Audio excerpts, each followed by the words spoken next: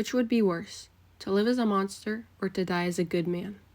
This quote brings up a question that anyone can think about, but only few can truly comprehend. In Shutter Island, the question is relevant to almost every patient on the island, which allows them to decide their own fate.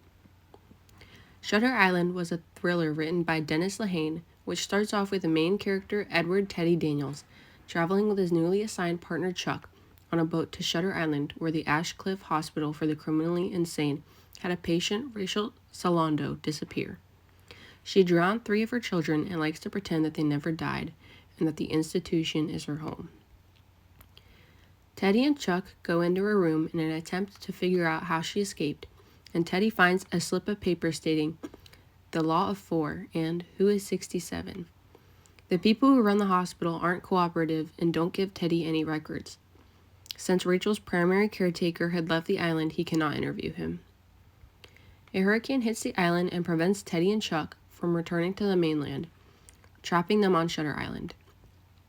Teddy begins to have headaches, visions, and dreams of his wife, who was killed in a fire created by an arsonist, Andrew Leiades, who he found out is the real reason Teddy took the case on Shutter Island, since he's a patient.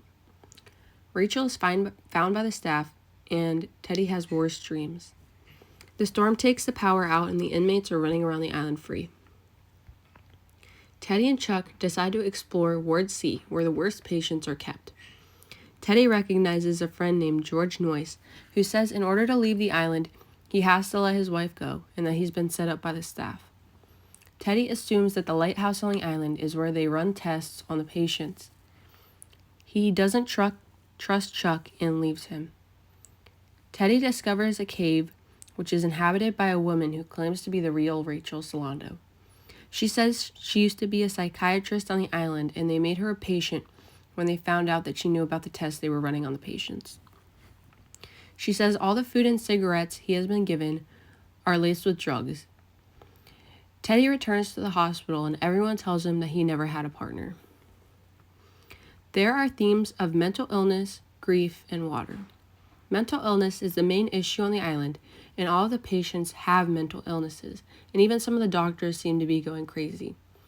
We see mental instability in Teddy because he seems to have PTSD from serving in World War II, and is clearly bothered by the death of his wife. Grief is seen throughout the novel, and most patients seem to be grieving in some way.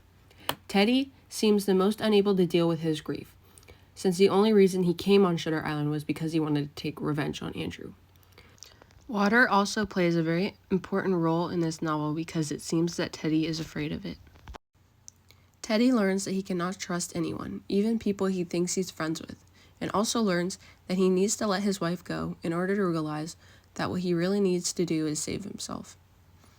I love this novel because of the huge plot twist at the end. It really kept me on my toes and trying to guess what would happen next. If you like mysteries, you would love reading this book. I would suggest it to anyone, and I'm not just saying that because of the presentation. I thought it was genuinely interesting.